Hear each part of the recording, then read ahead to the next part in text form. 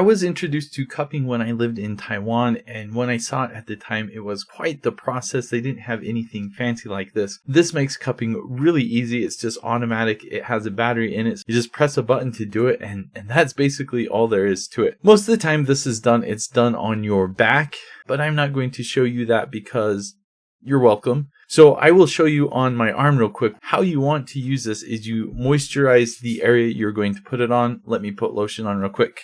And moisturizing your skin basically just helps it get a good seal so it stays on longer and it doesn't risk coming off. Once you've got your skin moisturized, you just put it on the area, then you press and hold to turn it on. And you can see it is on there good. You can see the red, it does have heat. So there's some buttons you can press right here to adjust the heat. So you've got different levels, 4, 5, 6, all the way to 12. So it's just kind of cycling through the pressure, but you can also press a pressure button here. So if you want to increase the pressure, you can do that with this button. And then if you've had enough or you're done, you can press this just to release it and it comes right off. Super cool. This is how it arrives. It does come with a USB-C charging cable, a little scraper or gua, and here is the cup with this QR code to scan to get started. And when you scan it, it just takes you to some video tutorials so you can see how to use this. So to turn it on, you just press the power button, hold it for a couple seconds, and now it is on. It is already starting the suction, turns green when it is about done. You can kind of see my skin in there.